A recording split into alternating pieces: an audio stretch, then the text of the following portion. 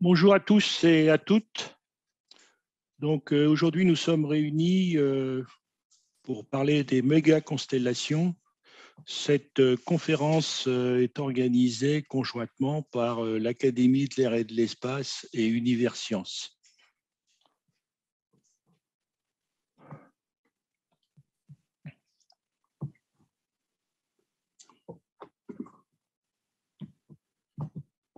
Donc deux mots sur l'Académie de l'air et de l'espace. C'est un organisme qui a été créé par André Turca, le pilote de Concorde, en 1983 à Toulouse. Cette académie comporte un certain nombre de personnes qui ont eu des responsabilités importantes dans l'aéronautique et l'espace. On y retrouve de multiples spécialités, toutes on verra tout à l'heure. C'est un vivier de 375 personnes qui est unique en Europe par son homogénéité. Et l'une des caractéristiques principales est l'indépendance et l'objectivité pour tout ce qui est l'aéronautique et l'espace. Donc, les missions de notre académie sont de favoriser le développement des activités scientifiques, techniques, culturelles, toujours de haute qualité pour tout ce qui est le domaine air et espace. De la même manière, on travaille pour enrichir le patrimoine, diffuser les compétences et tout ce qui est du monde aérospatial. Comment on est organisé? Justement, quand je vous disais qu'il y avait toutes les spécialités, elles sont regroupées selon 5 sections. Donc les sciences, où on trouve tous les scientifiques, les experts. Une section 2 qui est l'application et technologie avec des ingénieurs essentiellement. Tout ce qui est dans la présence humaine dans l'air et l'espace, c'est la section 3. Donc on retrouve des pilotes, des astronautes. La section 4, c'est l'éthique, droit, sociologie, économie. Donc on trouve des juristes, des économistes, etc. Et dans notre dernière section, les échanges sont consacrés à l'histoire, les lettres, les arts, et on retrouve des historiens, des écrivains, des peintres, des sculpteurs. Tout ceci vous montre qu'on est vraiment, je dirais, on couvre toutes les spécialités de l'aéronautique et de l'espace. Alors, en plus de ces sections de travail, il y a d'autres commissions transverses. Une qui réfléchit à toute l'activité sur l'Europe, il y en a une sur la défense, une troisième sur l'aérodynamique civile, une quatrième sur l'espace. Et puis, un petit peu également en transverse, tout ce qui est éducation et formation, l'énergie et l'environnement, et une dernière commission qui gère tout ce qui est prix et médailles. En pratique, l'Académie propose des lettres trimestrielles, des avis sur tel sujet, organise des conférences telles que celle-ci. Alors, il y en a à Paris, il y en a à Toulouse, mais il y en a également en Europe, dans d'autres capitales, des forums de la formation, en particulier avec les entretiens de Toulouse, qui auront lieu au mois d'avril, comme tous les ans à Toulouse, cette année. Bon, il y a un site web où vous pouvez trouver beaucoup d'informations et on organise des visites industrielles, aussi bien en France qu'à l'étranger, pour échanger et se rencontrer. Donc, l'Académie comporte 250 membres. On a 100 titulaires qui sont, je dirais, officiellement les membres de l'Académie. Et puis, pour maintenir ce quota, en fait, il y en a tous ceux qui ont plus de 75 ans deviennent honoraires. Et il y en a actuellement 135. Bon, nous avons également 15 membres d'honneur. Alors, en plus de ces 250 personnes qui constituent réellement l'Académie, nous avons 125 correspondants qui sont en fait qui constituent un vivier avec les probables futurs titulaires. Bon, pour noter l'européanisation de notre académie, on a 175 membres et correspondants qui ne sont pas français. Donc, vous voyez, en gros, c'est presque la moitié. Donc, c'est vraiment une organisation européenne. Bon, ça fonctionne très simplement comme une association avec un bureau. Tous les titulaires, donc titulaires et honoraires, sont les votants puisqu'ils sont les membres de l'académie. Et on se réunit régulièrement à Toulouse, puis dans d'autres régions, avec des séances plénières. Et le summum de la réunion est la solennelle qui a lieu en novembre au Capitole à Toulouse, où on annonce les nouveaux membres et également où on donne les médailles et les prix. Alors, avant de passer à la conférence d'aujourd'hui, je voudrais juste vous préciser que la suivante aura lieu le mercredi 18 mai à 14h30. Elle se fera, cette conférence, en présentiel à la Cité des Sciences, à la Villette. Donc, le sujet sera la décarbonation de l'aéronautique, avec deux exposés. Un premier de Philippe Novelli de l'ONERA qui nous parlera de l'aviation face aux défis climatiques. Donc, qui parlera en particulier, mettra l'accent sur l'avancement avec les biocarburants. Et nous aurons une seconde conférence qui sera organisée par Jean-Luc Charon de la Fédération française d'aéronautique, qui nous parlera de la mise en service d'un avion à propulsion électrique, de petite taille évidemment actuellement. Donc, je vais tout de suite passer à notre conférence d'aujourd'hui avec les applications et impacts sur l'astronomie pour les méga-constellations. Et je vais donner la parole à Jacques Duron qui va nous présenter le premier orateur. Jacques, s'il te plaît. Oui, je voulais présenter le professeur Bernard Foin, mais il est très difficile de résumer en quelques lignes la carrière du professeur Foin. En effet, il a exercé de nombreuses activités prestigieuses. Il est actuellement directeur exécutif de l'ILEWG, un sigle en anglais qui veut approximativement dire Groupe de travail international de l'exploration de la Lune. Et il est directeur de EMMSI, qui est un groupe d'innovation consacré à Euro, Moon, Mars, espace de la Terre. Il est également professeur invité à l'Université d'Amsterdam aux Pays-Bas et à l'Observatoire de Leyde. Il est très impliqué dans l'Académie internationale de l'astronautique, dont il est membre depuis 2010. Il a travaillé de nombreuses années à l'ESTEC aux Pays-Bas, le centre technique de l'Agence spatiale européenne, où il a participé à de nombreux programmes de satellites scientifiques comme SOHO, XMM, Biopan, Smart 1, et il a publié plus de 850 articles et écrit 16 livres. Et il a également passé plus jeune 3 ans au Chili comme astronome à l'Observatoire européen austral ESO, ainsi qui lui donne des connexions évidentes avec Olivier Hénaud que nous entendrons après. Ceci est un résumé tout à fait imparfait et incomplet des innombrables activités du professeur Foin qui va s'adresser à nous depuis les Pays-Bas et puisqu'il trouve encore du temps pour nous parler. Quant à Olivier Hénaud, lui, il est astronome à l'Observatoire européen austral ESO et s'occupe de l'intégration du télescope ELT de 39 mètres dans les systèmes de gestion des observations. Avant cela, il était responsable des opérations du VLT, c'est-à-dire le Very Large Telescope, à l'Observatoire de Paranal.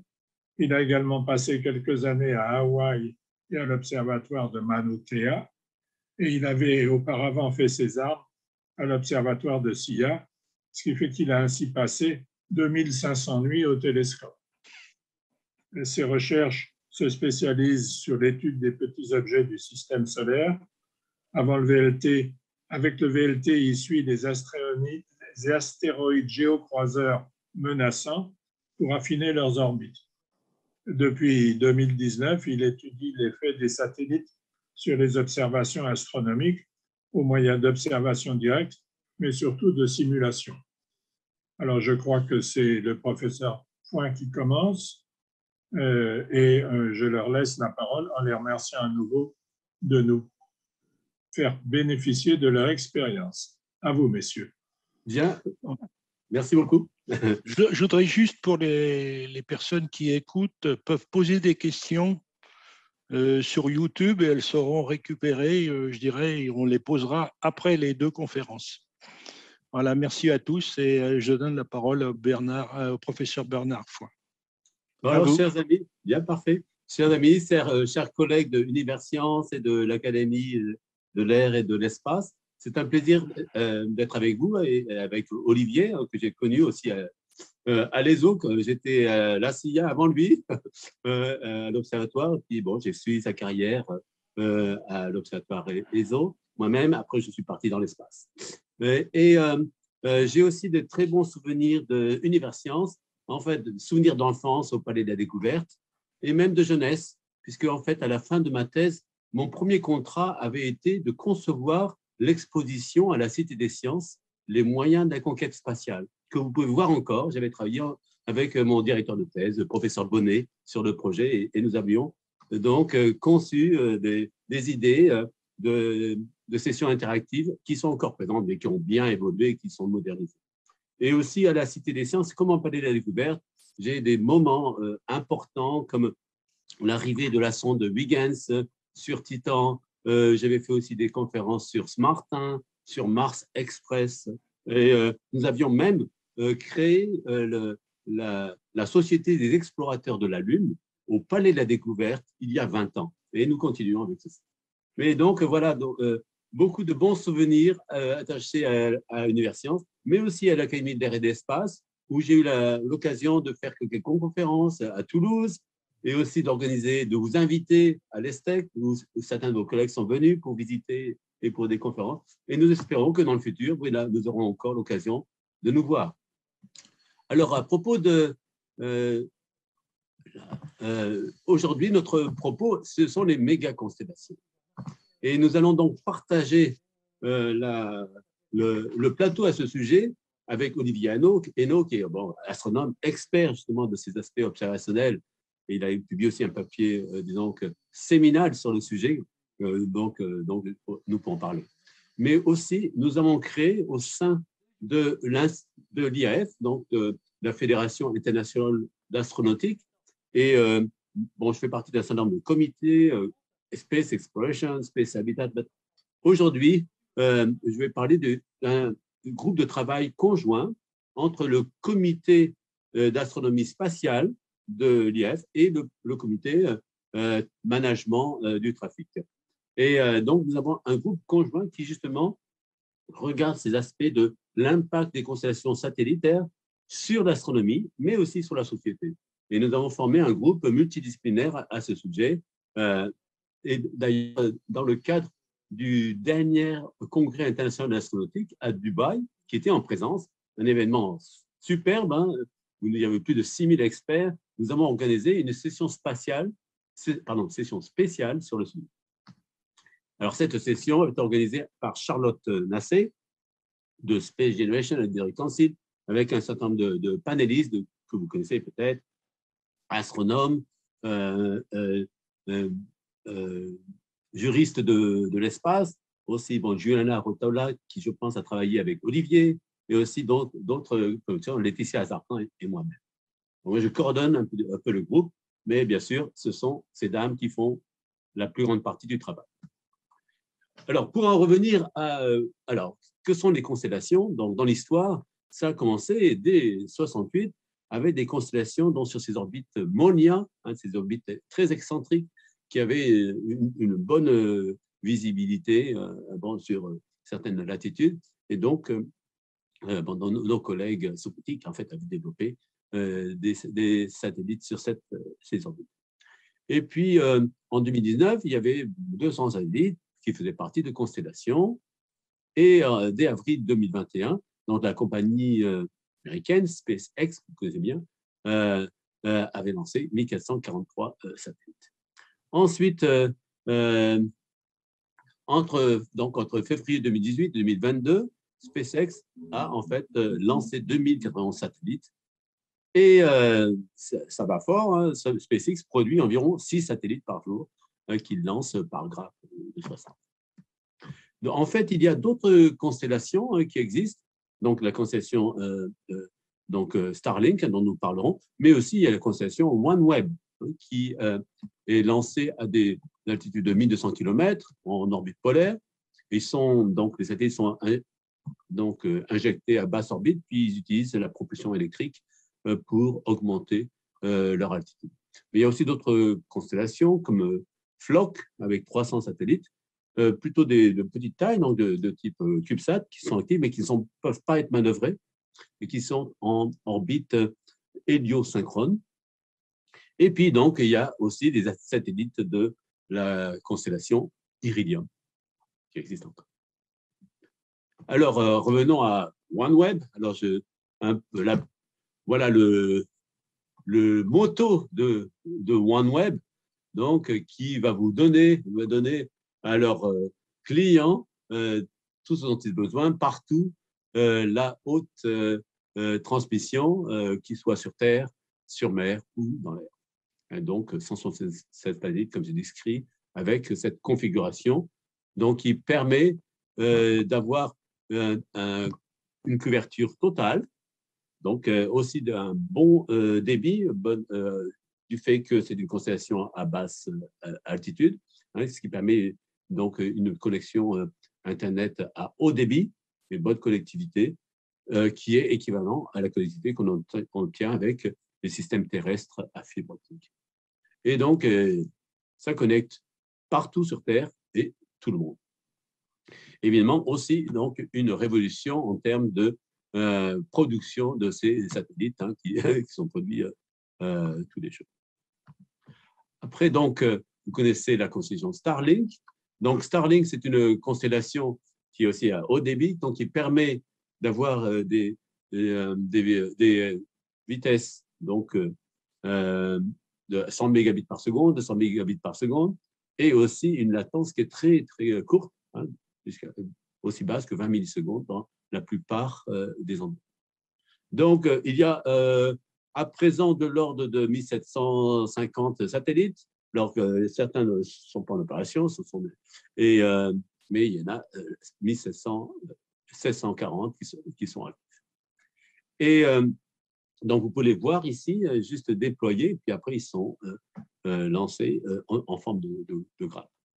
Alors, si vous regardez le site web de Starlink, vous verrez aussi qu'il y a des informations pour les clients, mais ils ont aussi ajouté un aspect spécial qui s'appelle « Préservons le ciel nocturne ». Bon, ça, c'est très bien. Moi, comme astronome, je pense qu'il y a beaucoup de choses à faire sur la préservation du ciel nocturne comme patrimoine de l'humanité. Hein, et pour cela, nous suivons vraiment les instructions de l'Union astronomique internationale, IAU, qui parle de ce Dark Sky Heritage et donner accès à tout le monde à la possibilité de voir la Voie lactée, par exemple. C'est quelque chose dont je n'ai plus le luxe depuis que je suis revenu du Chili, où nous pouvions marcher à la lumière de la Voie lactée la nuit, alors qu'ici, aux Pays-Bas, on voit à peine quelques étoiles et on ne voit pas la Voie lactée. Et ça, c'est un patrimoine qu'il faut vraiment préserver au niveau de notre société. Mais bon, donc, dans ce sens, il semble que Starlink a donc les mêmes valeurs, puisqu'ils veulent aussi réduire la luminosité de leurs satellites et minimiser l'impact qu'ils peuvent avoir sur l'astronomie et protéger la lumière nocturne naturelle pour tout le monde, pour que tout le monde en bénéficie. Donc, on commence, nous pouvons travailler avec eux là-dessus. Donc, voilà à quoi ressemble la constellation de SpaceX. Hein, donc, vous avez 72 plans orbitaux avec 20 satellites chacun, et ça permet donc une couverture globale.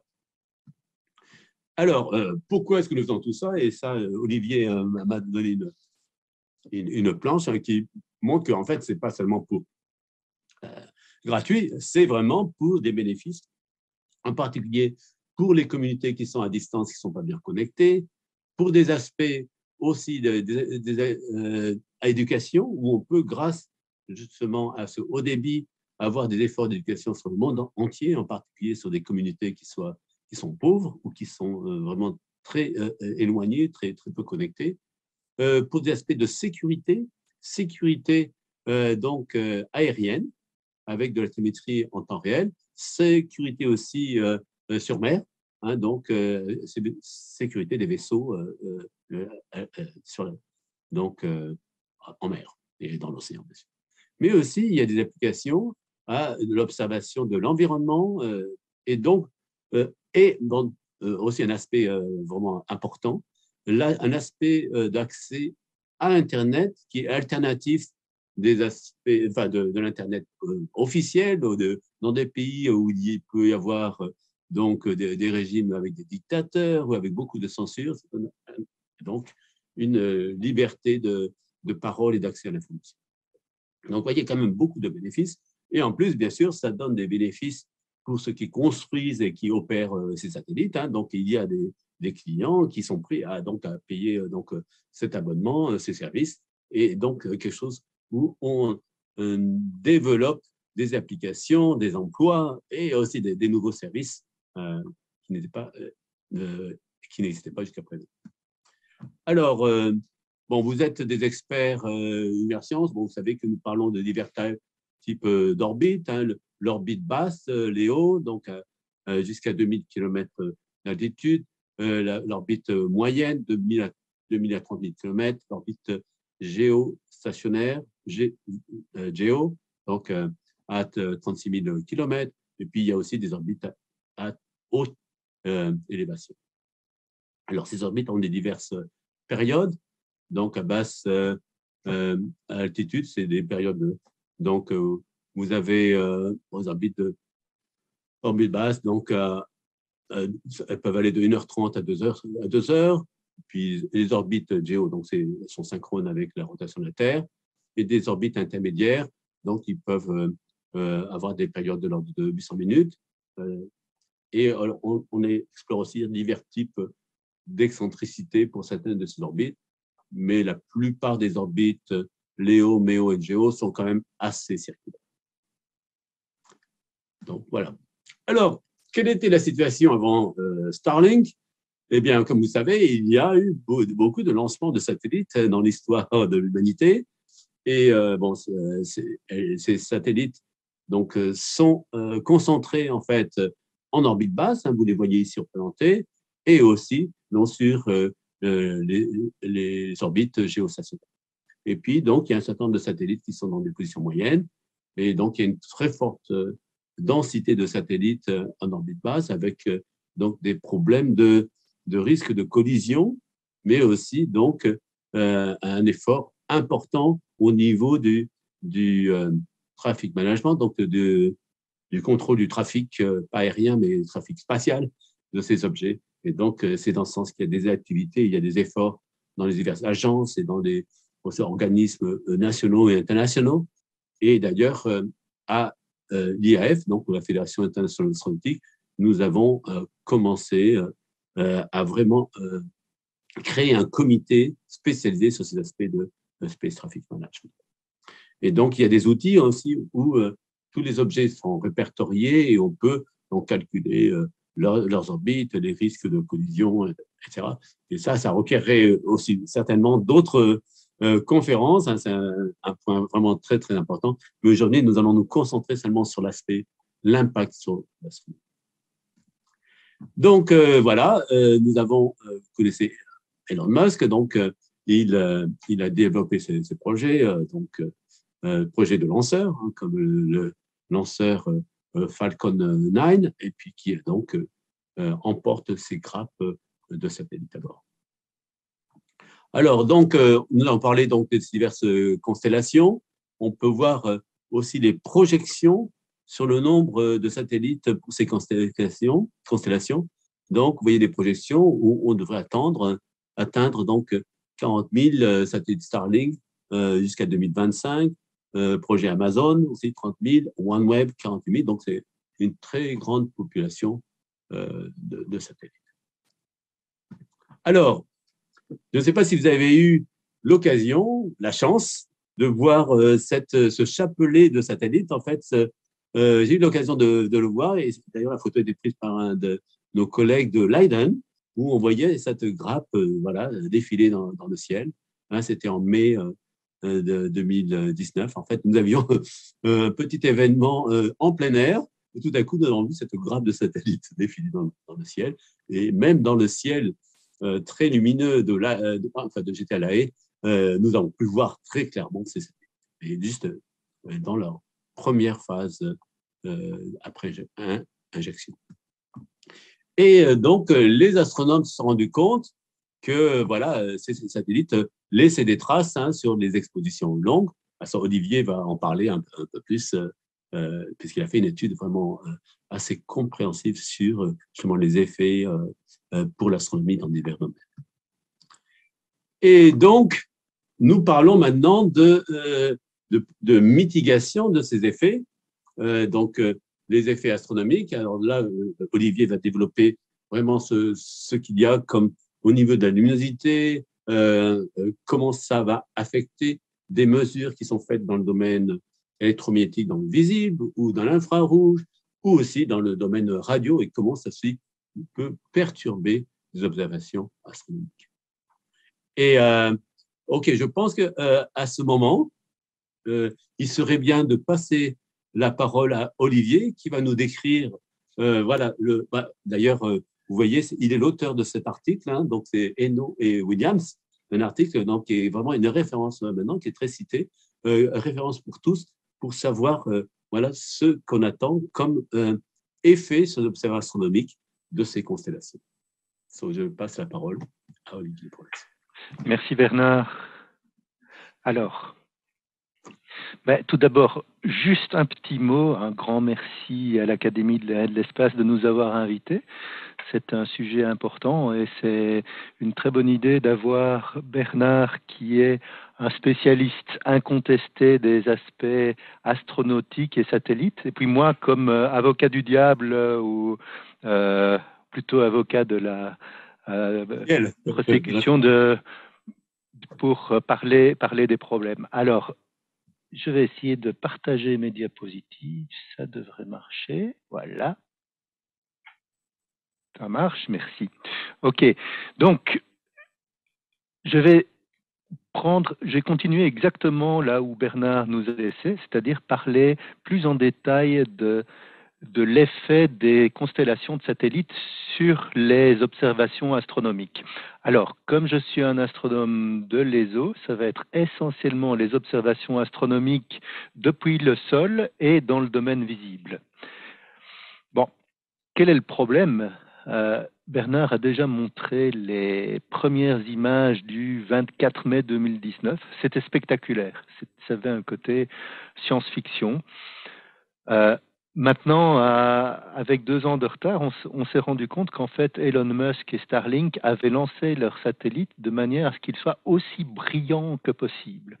Les satellites étaient positionnés de manière à renvoyer le plus de lumière possible. Alors, est-ce que c'était par hasard? Est-ce que c'était un coup de pub? Avec Elon Musk, on ne sait pas, mais je dirais que ça a eu un effet très bénéficiaire sur nous, c'est que ça nous a pris par surprise. Alors, c'est complètement de notre faute.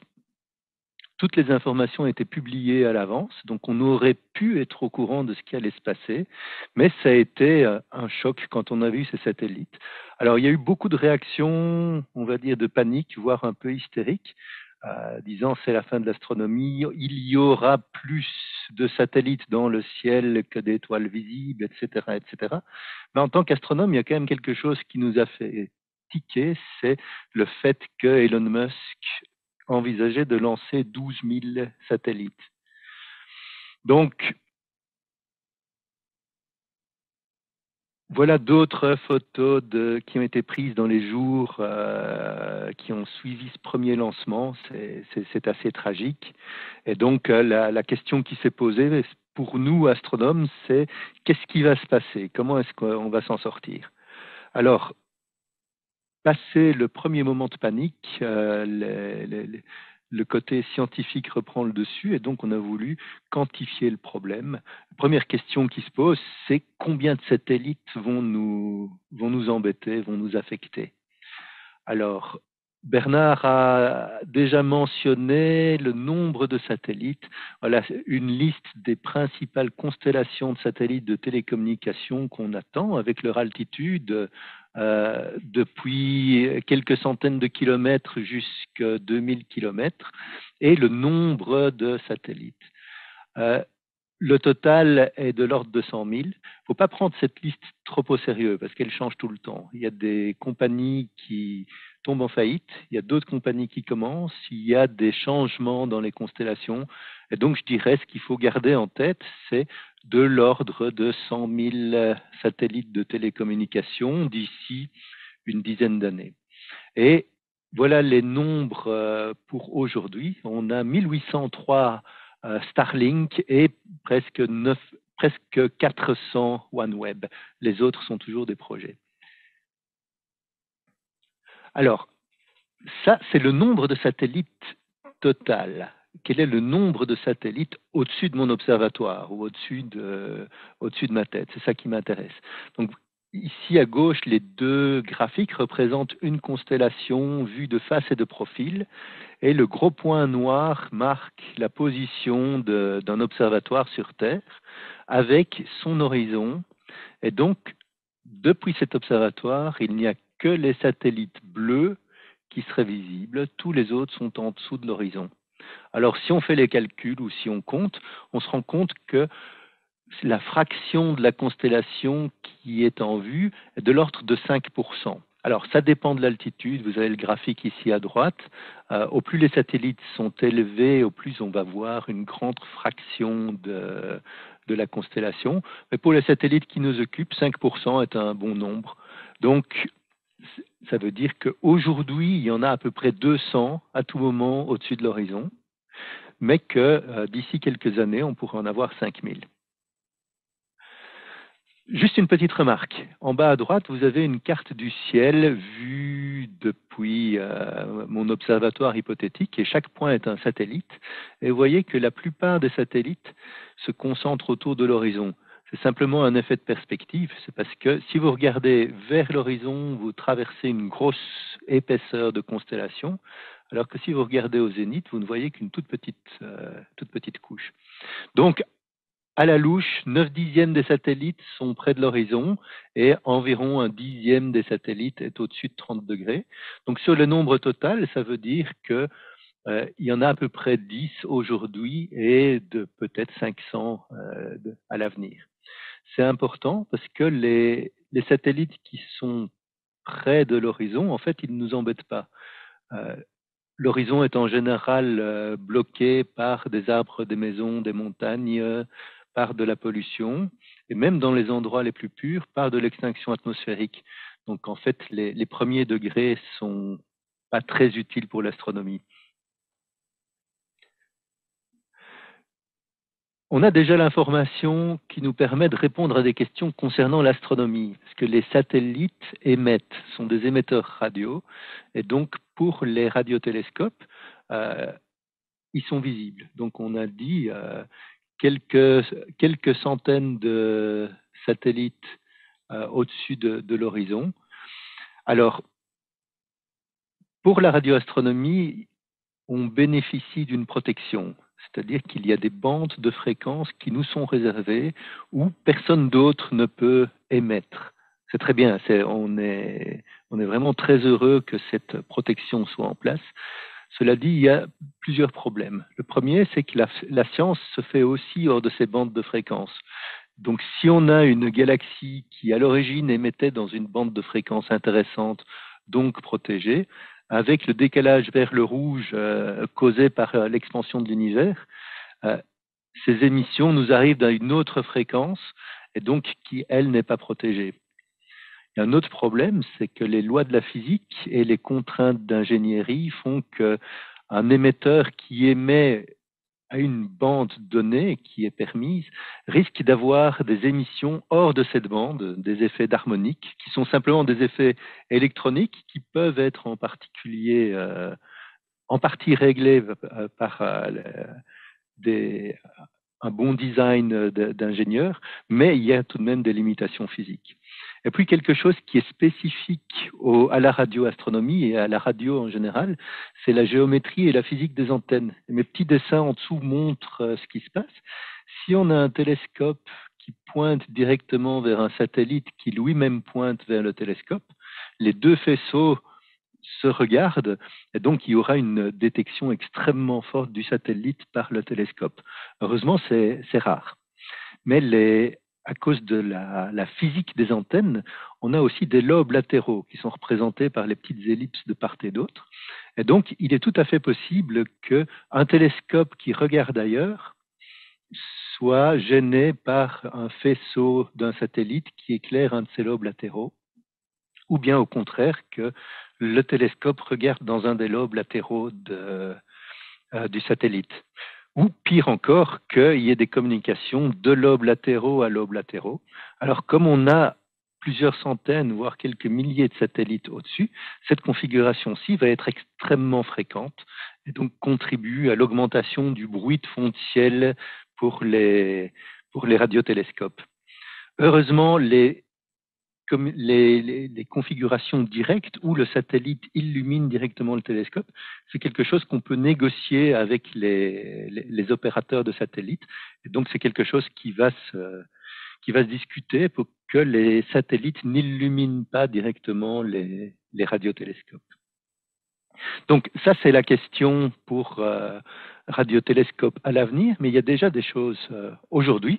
Par exemple, ceci, c'est une carte du ciel qui est faite en micro-ondes par le radiotélescope Quixote.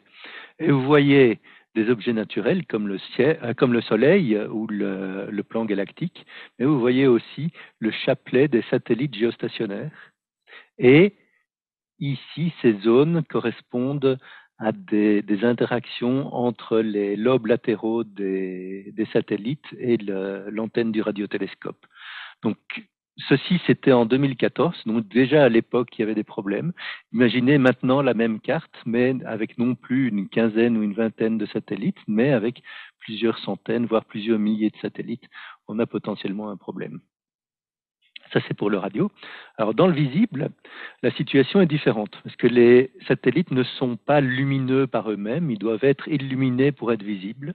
Et donc, il y a plusieurs paramètres qui rentrent en compte, en particulier l'élévation du Soleil et l'altitude des satellites. Alors, ici, un petit dessin pour illustrer. Le Soleil est sous l'horizon, vu depuis mon observatoire ici au sommet de la Terre, et ces deux satellites-ci sont encore illuminés. C'est-à-dire, on est déjà dans la nuit, mais les satellites sont encore illuminés. Si on laisse le Soleil descendre un peu plus, les satellites les plus bas passent dans l'ombre, mais les satellites les plus élevés restent encore illuminés. Donc, on voit tout de suite les satellites plus élevés restent illuminés plus longtemps. Alors, juste une petite animation parce que c'est mignon et ça représente bien ce qui se passe. Voilà ce qui se passe pendant toute une nuit depuis un observatoire. Et vous voyez les satellites illuminés par le soleil en jaune. Et puis, au fur et à mesure que la nuit progresse, les satellites les plus bas passent dans l'ombre. Et puis, petit à petit, les satellites les plus élevés pendant toute la nuit. Et puis, le matin, effet inverse, les satellites les plus élevés deviennent illuminés. Et finalement, les satellites les plus bas. Et l'animation recommence et recommence. Bon, voilà un graphe un petit peu dense, mais qui illustre la situation de 60 000 satellites. Alors, allons-y pas à pas. En X, c'est l'élévation du Soleil sous l'horizon. Donc 0, ça veut dire que c'est le coucher du Soleil. La zone hachurée en bleu, c'est le crépuscule, le civil, nautique et astronomique. Et puis, les zones blanches ou grises, c'est la nuit noire. Alors, la durée de la nuit dépend de la saison. C'est-à-dire qu'en été, le soleil ne va aller que jusqu'ici, donc les nuits sont très courtes, alors qu'en hiver, le soleil peut aller beaucoup plus loin, et donc les nuits sont beaucoup plus longues. Alors, en Y, en ordonnée, on a le nombre de satellites illuminés au-dessus de 20 degrés. Attention, c'est une échelle logarithmique, donc 1110.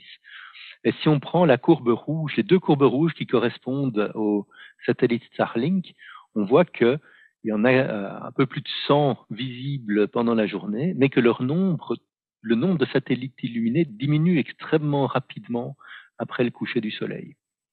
Alors que des satellites à plus haute orbite, comme les OneWeb, leur altitude est beaucoup plus élevée, leur nombre commence à peu près au même niveau, mais ils diminuent beaucoup plus doucement. Et pour les nuits d'été, ils peuvent rester illuminés pendant toute la nuit. Donc c'est un phénomène qui est intéressant. Si vous regardez les OneWeb, ils sont à peu près 7 fois moins nombreux que les Starlink, mais ils contribuent plus à la pollution lumineuse et ils contribuent plus longtemps à la pollution lumineuse. Alors, la grosse ligne noire correspond au total de tous ces satellites. Vous voyez qu'on a de nouveau quelques centaines de satellites au moment du coucher du Soleil et que leur nombre tombe à de l'ordre d'une centaine à minuit en été et finalement pratiquement plus rien au milieu de la nuit pendant les longues nuits. Bon, donc maintenant on sait combien de satellites. La question suivante, c'est quelle va être leur luminosité. Il y a plusieurs paramètres. Il y a leur taille. Un gros satellite va être plus brillant qu'un petit satellite, c'est évident. Il y a aussi leur albédo, c'est-à-dire leur pouvoir de réflexion, c'est-à-dire qu'un satellite sombre, noir, sera moins lumineux qu'un satellite qui réfléchit beaucoup la lumière argentée. Et finalement, il y a l'effet de la distance. Un satellite proche sera beaucoup plus brillant qu'un satellite lointain. Bon, tout ça, c'est évident, mais en pratique, c'est pas si facile parce que les satellites ont des formes complexes. Et donc, on attaque le problème de deux manières. Par des observations, ici à droite, vous avez des courbes qui ont été... vous avez des points de mesure qui montrent que les satellites ont une magnitude entre 6 et 7 suivant la position par rapport au Soleil. Et on a mis au point un modèle qui permet de représenter la luminosité des satellites, ce qui nous permet de faire des simulations. Alors, ça, maintenant, ça nous permet de répondre à une question qui est combien de satellites seront visibles, et par visibles, je veux dire visibles à l'œil nu. Alors, pour qu'ils soient visibles à l'œil nu, il faut qu'ils soient illuminés, il faut que sa magnitude soit plus brillante que 6 la nuit, 5 en fin de crépuscule, 4 en début de nuit parce que le soleil est beaucoup plus brillant, et il faut qu'il soit au-dessus de l'horizon. Alors ici, pour cette simulation, j'ai pris 20 degrés. On peut aller plus bas, mais ça veut dire que les contraintes en magnitude seront encore plus fortes. Et ici, vous voyez un bout de courbe qui représente en X l'heure, donc 18h, 21h et minuit, et en Y le nombre de satellites. Alors, ici, on est à l'équinoxe, c'est-à-dire que le coucher du soleil a lieu à 18h, et puis les crépuscules jusque 20h. Et si on prend la courbe noire ici, qui est le nombre de satellites au-dessus de 20 degrés, elle est constante, et la courbe de satellites illuminés diminue au fur et à mesure qu'ils tombent dans l'ombre de la Terre. Les deux courbes rouges représentent ceux qui sont plus brillants que magnitude 6 ou que magnitude 5. Alors si on regarde les nombres plus en détail et qu'on prend en compte les contraintes du crépuscule, on se rend compte que le nombre de satellites qui seront visibles à l'œil nu va être entre 5 et 50, suivant à quel moment on est dans le début de nuit. C'est-à-dire, au début de nuit, juste après le coucher du soleil, le ciel est trop brillant, on ne verra aucun satellite, et c'est entre 10 et 20 degrés de crépuscule. Donc, quand le soleil est entre 10 et 20 degrés sous l'horizon, qu'il y a quelques satellites illuminés qui sont suffisamment brillants. Et s'il y en a 100 000 en orbite autour de la Terre, ce nombre sera entre 5 et 50. Alors pour donner une idée, si vous regardez un site web genre Heavens Above qui suit les satellites, pour le moment on est de l'ordre de 2 à 3. Donc oui, c'est une augmentation énorme, ce qui est logique puisqu'il y aura beaucoup plus de satellites, mais ça permet de répondre à la question, non, il n'y aura pas plus de satellites dans le ciel que d'étoiles, il y en aura une poignée. Alors, remarque aussi, c'est ceux qui sont visibles. La plupart seront faibles, c'est-à-dire que des satellites brillants comme la station orbitale ou comme le télescope Hubble resteront tout à fait exceptionnels. Bon, revenons-en aux observations astronomiques professionnelles. Et voilà le genre de choses. Ceci, c'est une image qui sort du VLT, donc le télescope derrière moi, et dans laquelle un satellite est passé. C'est embêtant. Donc, pour imaginer, pour évaluer l'effet, ce qu'on fait, c'est on fait des simulations qui prennent en compte la position du télescope, la direction des observations, leur durée, le type d'observation, et puis tous les satellites, et on simule, et on compte jusqu'à ce qu'il y ait des satellites qui passent dans notre champ de vision. Alors, pour faire ça en pratique, on peut le faire numériquement, comme la petite animation ici au-dessus, où le champ de vision est représenté par un carré rouge. C'est extrêmement lourd. Heureusement, on a trouvé une solution analytique qui permet de résoudre le problème avec quelques équations, ce qui a l'avantage d'être hyper rapide et d'être totalement rigoureux. Donc, ça s'est représenté par l'animation du bas, où la couleur représente le nombre de satellites qui apparaîtraient dans un petit carré de 1 degré en fonction du temps. Et donc, vous voyez l'ombre de la Terre qui passe et les effets de rideau quand l'ombre arrive ou quand l'ombre part. C'est simplement qu'il y a différentes constellations à différentes altitudes qui passent dans l'ombre plus rapidement ou plus doucement. Alors, armé de cet outil, on peut faire des simulations. Ici, je simule l'instrument qui a servi pour cette image. Et donc, ce qu'on fait, on prend tous les paramètres en compte et on peut sortir des cartes du ciel, comme celle ici au-dessus, pour une élévation du soleil donnée, ici 20 degrés sous l'horizon.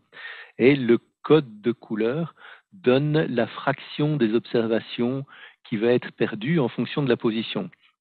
Alors, vous voyez, si j'observe au zénith, c'est un vert relativement sombre, de sorte que c'est de l'ordre de 1,5% des observations seront perdues. Si j'observe beaucoup plus à l'ouest, la couleur est plus brillante. Et donc, si j'observe vraiment à la limite de ce qu'on peut faire, à 30 degrés d'élévation, on voit que à ce niveau-là, je perdrai de l'ordre de 5% des observations. D'un autre côté, si j'observe de l'autre côté, je peux tomber dans la zone sombre où les satellites sont déjà tous dans l'ombre. Dans ce cas-là, il n'y a plus aucun effet. Alors, on fait ce genre de simulation dans ce cas-ci de 6 en 6 degrés, donc en gros de demi-heure en demi-heure, et on voit l'évolution, ce qui nous permet de voir que, en gros, à partir de 36 degrés sous l'horizon, les observations au zénith sont déjà complètement protégées par l'ombre de la Terre. Alors, on fait ça pour toute une série d'instruments et on peut obtenir ce genre de table. Alors, c'est une table qui est extrêmement dense. Je ne vous demande même pas d'essayer de lire les chiffres, ça n'a aucun intérêt. En revanche, il y a un code de couleur. Alors, chaque ligne correspond à un instrument. Les deux premiers, ce sont des caméras, donc des caméras qui prennent des images. Les 3 suivants, ce sont des spectrographes. Parce qu'il ne faut pas oublier que à peu près la moitié des observations scientifiques professionnelles sont prises par des spectrographes qui dispersent la lumière. Et la physique est complètement différente et les effets sont aussi assez différents. Et puis ici, en dessous, j'ai encore 2 autres types d'observations en infrarouge et des observations d'occultation. OK. Et toutes les colonnes représentent différents moments dans la nuit.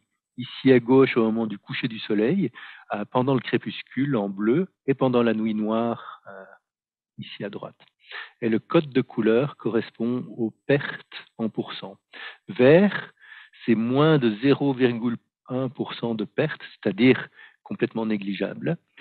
Le beige, gris et le jaune, c'est moins de 3%. Alors 3%, c'est intéressant pour nous parce que c'est ce qu'on considère comme acceptable comme perte technique. Donc, les pannes de nos télescopes sont censées ne pas nous coûter plus de 3% de perte. Donc, si on est dans la zone jaune, ça veut dire que les satellites contribuent au même niveau ou moins que nos pertes techniques, ce qui est donc ennuyeux, mais probablement encore acceptable. En revanche, le rouge et le rouge foncé, c'est de 3 à 30%. Là, on commence à considérer que c'est vraiment beaucoup, et plus de 30%, c'est tragique. Bon, première remarque, les pertes sont concentrées au moment de la fin du crépuscule et du début de la nuit. C'est logique. c'est là où on peut déjà observer, parce que la nuit est noire, mais que les satellites sont encore illuminés par le soleil. Et vous voyez que pour l'instrument dont je vous ai montré une image un peu plus tôt, au moment du début de la nuit astronomique, on est à moins de 3%, et pendant le crépuscule, où on fait parfois des observations, mais c'est à la limite, on est à 5% environ. Ok, il y a juste un cas qui est particulièrement grave, c'est celui de l'imagerie à ultra grand champ sur un gros télescope. Alors, en pratique, ça c'est un télescope au monde, c'est le Vera Rubin Observatory. On l'appelait le LSST. Et vous voyez que pour les observations prises dans le crépuscule, ils peuvent avoir jusqu'à 30%, voire même plus de 30% de leurs observations qui sont perdues. Alors, c'est le cas absolument parfait. Il a tous les paramètres pour être embêté par les satellites. C'est un grand miroir. Il va faire de la cartographie profonde très rapidement, donc il couvre tout le ciel très rapidement, y compris proche de l'horizon, y compris proche des crépuscules. Et grâce à cette cartographie profonde, ils vont découvrir des milliers de nouveaux objets par nuit. On est en train de mettre au point le système qui va permettre de suivre ces découvertes. Et ça veut dire des centaines d'astéroïdes, des supernovas, et puis des découvertes, c'est-à-dire des choses où on ne sait pas encore ce qu'on va trouver. Gros problème, c'est que cette caméra est tellement sensible et tellement grande que des satellites de magnitude plus brillante que 7 causent de la saturation. Alors, le télescope est en construction, donc ceci c'est une simulation. Vous voyez un bout de la gigantesque caméra qui est traversée par une traînée de satellites, et il y a des phénomènes de fantômes électroniques, ce qui veut dire que non seulement on perd la largeur de l'image de la traînée, mais en plus on va avoir des fantômes qui apparaissent un peu partout. Donc c'est vraiment le cas le pire. Alors, ça veut dire que cette magnitude 7, ce qui est rigolo, c'est par coïncidence, mais ça correspond aussi à la magnitude extrême de ce que un humain qui a des yeux particulièrement bons dans un très bon ciel peut voir. Les humains normaux, genre moi, c'est plutôt magnitude 5 ou 6, mais disons que magnitude 7, c'est ce qu'on fixe comme limite extrême de ce qu'un humain, en fait un jeune, peut voir à l'époque où il n'a pas encore de lunettes et dans un site parfait. Donc, ça tombe bien, et cette magnitude de 7 est notre but. On essaye de négocier avec les opérateurs de satellites, et Bernard va certainement raconter ça pendant la troisième partie de cette conférence. On essaye d'atteindre cette magnitude 7. Donc, résumé. L'effet des observations affecte essentiellement les caméras à grand champ, avec de l'ordre de 30% de perte au crépuscule pour le LSST ou le Vera Rubin Observatory, s'il y a des saturations. S'il n'y a pas de saturation pour les caméras à grand champ, les pertes sont de l'ordre de 1 à 5% au crépuscule. Alors, 1 à 5% au crépuscule, c'est pas négligeable. Si on fait la moyenne sur toute la nuit, c'est un morceau de pourcent, mais ça reste pas négligeable. Pour les caméras à plus petit champ ou la spectrographie à basse résolution, les pertes sont plus faibles. C'est un morceau de pourcent jusqu'à 1%. Et puis finalement, tous les instruments à fibres, transit, spectrographie à haute résolution, infrarouge thermique, en fait, ils sont pratiquement pas affectés, ce qui est une très bonne nouvelle. Soit parce que leur champ de vision est trop petit et que donc la probabilité qu'un satellite passe dedans est extrêmement faible, soit parce qu'ils dispersent la lumière tellement, comme le cas des spectrographes à haute résolution, qu'ils sont aveugles aux satellites, même aux plus brillants. Donc, vraiment en résumé, les pertes sont significatives seulement au crépuscule et la situation varie énormément d'un instrument à l'autre. Mais de l'ordre de grandeur, s'il faut que vous gardiez un nombre en tête, c'est on perd 1% de nos observations si on fait la moyenne au travers de tous les paramètres. OK. Comment est-ce qu'on peut se protéger ? Première manière, c'est de rendre les satellites moins brillants. C'est clair. Alors, Starlink, je ne sais pas si tu veux en parler, Bernard. Si tu veux en parler, hoche la tête violemment pour que je te vois. Tu n'as pas hoché la tête. Donc, on mettra de... J'en dis un mot, ok. Mais donc, Starlink a changé l'orientation des satellites au moment du lancement. Et donc, de nouveau, c'était très simple. Au début, il les lançait à plat, donc ils étaient particulièrement brillants. Et puis maintenant, il les lance de profil, de sorte qu'ils sont à peu près 10 fois plus faibles. Donc, si vous n'avez pas eu l'occasion de voir des colliers de perles brillants du début, ben, c'est raté, il n'y en aura plus. L'autre chose, c'est qu'ils ont changé légèrement la manière dont ils positionnent les panneaux solaires au moment où les satellites traversent le crépuscule. Et c'est vraiment tout simple, mais ils cachent le côté illuminé du panneau solaire derrière le satellite lui-même, de sorte qu'on ne le voit plus. On gagne pas mal en luminosité. Et puis finalement, ils ont fait des changements de design, des changements au niveau du satellite lui-même. Pardon. Ils ont installé des visières. J'ai une image. Voilà à quoi ressemblent les visières. Vous avez le fond du satellite. Ils ont déployé simplement des panneaux qui se déploient de manière à créer de l'ombre sur les parties les plus réfléchissantes du satellite. Donc les antennes qui sont pratiquement blanches sont à l'ombre et donc ne réfléchissent plus. Et le côté illuminé des visières n'est pas visible depuis le sol. Donc c'est vraiment une solution toute simple, mais qui nous fait gagner à peu près un facteur 4 ou 5. Alors ici, vous avez un graphe qui représente les mesures de la luminosité des satellites en fonction de la position par rapport au Soleil. Avant, vous voyez qu'ils étaient de magnitude un peu plus brillants que 5, et après, avec VisorSat, ils sont de magnitude un peu plus brillants que 7. Un peu plus brillant que 7, ça veut dire qu'on n'est pas encore exactement à la limite de ce qu'on voudrait bien atteindre, mais c'est le fait de passer d'une magnitude moyenne de 5 à 6,5 ou 6,75, c'est déjà extrêmement bien, et j'espère qu'on va pouvoir continuer à atteindre la magnitude 7. Les autres satellites, comme les OneWeb, la situation est un peu différente parce qu'ils sont relativement petits et ils sont à une altitude beaucoup plus élevée. Donc en fait, ils sont moins brillants et ils ne saturent pas le LSST et ils ne sont pas visibles à l'œil nu. Donc ça, c'est première méthode pour lutter contre les effets. Une autre méthode, c'est préparer les observations de manière intelligente. Alors pour ça, on peut faire des cartes du ciel comme celle de gauche.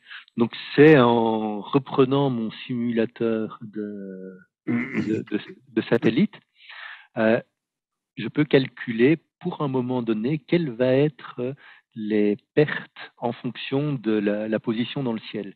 Et ça veut dire que si je veux observer maintenant, j'ai tout à fait intérêt à observer ici, dans la zone vert sombre ou noir, plutôt que ici dans la zone rouge orangé.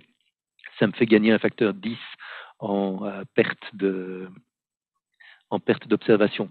Ça ne veut pas dire qu'ici je suis totalement protégé, mais ça veut dire que je perdrai 10 fois moins de temps que si j'observais là. Donc ceci, c'est une carte pour un moment donné. On peut faire le calcul dans l'autre sens, c'est-à-dire pour un objet donné. Ici, aux coordonnées, ça a l'air d'être le grand nuage de Magellan. Suivant le calendrier et suivant l'heure dans la nuit, la couleur me donne la fraction des observations que je vais perdre en observant le grand nuage de Magellan. Et donc, ça veut dire que j'ai tout intérêt à observer au mois de novembre vers 0 heure temps local, plutôt que observer vers 3 heures du matin, même si le 50 degrés, ici, c'est l'élévation. Donc, ça veut dire que les observations seraient un peu plus haut dans le ciel, mais pourcentage de perte serait beaucoup plus élevé. Alors ici, orange, ça veut dire que je pourrais perdre jusque 50% de mes observations, alors qu'ici, je n'en perdrai absolument aucune parce que les satellites sont complètement obscurs. Alors, c'est bien, ça va beaucoup aider, mais évidemment, il y a des observations pour lesquelles je ne peux pas choisir. Si je dois observer une comète et que la comète est visible maintenant et qu'elle est visible là, soit je l'observe en prenant le risque de perdre les observations, soit je ne l'observe pas. Donc, ce n'est pas une solution à toute épreuve. Une fois que les données ont été prises, on peut corriger. Alors, on peut corriger en faisant un traitement d'image. Alors ici, vous avez, c'est des images, c'est des vraies images. Je veux dire, j'ai fait le traitement ce matin. Je ne trouvais pas de belle illustration, donc j'en ai fait une. Voilà. À gauche, vous avez une pile d'images qui contient une traînée de satellites, et à droite, c'est la même pile d'images, mais en ayant filtré les traînées. Alors, vous voyez, ça marche très bien. Même si on regarde les images à l'écran et non pas avec une copie d'écran comme vous avez ici, on n'en voit pratiquement pas la trace. Néanmoins, ça ne peut pas marcher dans tous les cas. Parce que si je veux observer un astéroïde ou quelque chose qui bouge et qu'il est justement sous la trace, ça veut dire que cette observation-là est perdue. Alors, ça veut dire qu'il y a une perte d'information. Aussi, ici, j'ai pu faire ce traitement de données parce que j'ai pu combiner plusieurs images du même champ. Si j'en avais eu qu'une, ça veut dire que j'aurais une image qui ressemble à ça et je ne peux rien faire. Les informations qui sont sous la traînée sont perdues. Donc, ça veut dire quoi? Que c'est une méthode qui marche, mais pas dans tous les cas. Alors, il y a une autre méthode qui est assez rigolote, qui consiste à prédire le passage du satellite et à fermer l'obturateur. Alors, c'est ce que j'illustre ici avec mon petit cartoon. Il y a un champ qui est en train d'être observé. L'obturateur est ouvert, donc il est vert. Et un satellite arrive, et puis on ferme l'obturateur juste avant que le satellite arrive, on le laisse passer et on rouvre dès qu'il est passé. Ça veut dire qu'au lieu de perdre une image qui aurait fait 25 minutes ou une demi-heure, j'ai perdu à peu près 2 secondes de temps d'intégration, mais l'image reste bonne. Alors, on peut le faire par calcul, c'est-à-dire en prenant en compte tous les satellites, ce qui est difficile. En plus, les bases de données ne sont pas complètes. Ou bien, on peut le faire par observation directe. Et ici, c'est une compagnie Stealth Transit qui est en train d'essayer de mettre ça au point. Une petite caméra qui est en parallèle avec le télescope, qui détecte les satellites et qui ferme l'obturateur. Alors, ça ne marche pas pour toutes les observations, en particulier pour le Vera Rubin, le LSST qui est tellement menacé. Ils vont avoir tellement de satellites que leur obturateur serait tout le temps fermé. Et en plus, leur obturateur, c'est une plaque métallique qui fait 40 cm, et donc ils ne peuvent pas l'ouvrir et la fermer toutes les secondes, c'est trop lourd. Donc, c'est de nouveau pas une solution qui marche à tous les coups. En conclusion, les satellites ont des conséquences. Alors, de nouveau, dans le visible, c'est quelques pourcents pendant les crépuscules qu'on peut résumer à environ 1% en moyenne, mais tous les projets ne sont pas égaux. Certains projets seront plus affectés, les projets à grand champ, qui incluent par exemple la détection des astéroïdes géocroiseurs avec tous les risques pour la protection de la planète. Dans le domaine radio, la contamination en plus a lieu 24 heures sur 24. Donc ici, on a une lente érosion de la protection du ciel radio. Jusqu'à quelques années, on pouvait s'enfuir soit dans le désert du Chili, soit en Afrique du Sud pour trouver des endroits qui étaient complètement protégés. Maintenant, avec les satellites, il n'y a plus d'endroits protégés. Donc une des conséquences, c'est qu'on perd du temps. Or, le VLT, chaque télescope que vous voyez derrière, coûte environ 1 euro par seconde de temps d'exposition. Alors, on essaye d'être extrêmement bon père de famille dans notre gestion de l'argent des contribuables, et donc perdre 1 euro par seconde, c'est pas nécessairement optimal. plus grave dans un certain sens, c'est qu'il y a de la science qui est perdue. Les observations ratées, on peut les refaire, mais il y a aussi des phénomènes transitoires. Si on rate l'observation, elle est perdue à tout jamais. On peut imaginer, vous avez une étoile qui explose il y a à quelques milliards d'années-lumière. Donc pendant quelques milliards d'années, sa lumière a voyagé vers nous. Elle rentre dans le télescope, elle est capturée par le détecteur, et zouf, il y a un satellite qui passe et elle est perdue. On peut atténuer les effets des satellites. Il va falloir combiner plusieurs méthodes et tous les problèmes ne seront pas corrigés. Et donc là, je repasse la parole à Bernard. Il y a toute une série de recommandations pour les observatoires, pour les opérateurs de satellites qui ont été émises. Alors, ce que vous avez à droite, c'est un rapport qui a été fait par la communauté avec l'aide de la AAS, donc l'Association d'astronomie américaine, pour la National Science Foundation des États-Unis. Mais ce rapport est extrêmement complet et contient les recommandations. Depuis lors, on en a fait un second qui va encore plus dans les détails. Et il y a eu plusieurs conférences internationales. Bernard, tu continues avec les c'est très bien. mitigations. Donc, ouais, en fait, beaucoup est dans la coordination entre les astronomes et les industries et les entités qui se chargent de satellites. Et je crois que tu as fait un très bon travail, justement, pour nous avertir. Et je voudrais alerter et je voudrais continuer donc dans le sens. Je pense que ça tombe très bien. Quelles sont les actions possibles? Les actions de mitigation. Hein? Il y a des actions au niveau des observatoires dont Olivier a parlé. Hein, il a très bien aussi quantifié les remèdes possibles et les effets. Donc, l'utilisation j'ai bien aimé aussi la solution analytique qui permet aussi de planifier les observations bien à l'avance. La solution numérique aussi avec les éphémérides de certains satellites. La solution pratique aussi, où on a une alerte et puis on ferme l'opérateur avec des expositions courtes. Et donc des logiciels nouveaux pour faire un planning astucieux et aussi des softwares pour nettoyer les images. Alors d'ailleurs, sur ces aspects, je dirais qu'il y a des outils qui peuvent être développés par des compagnies.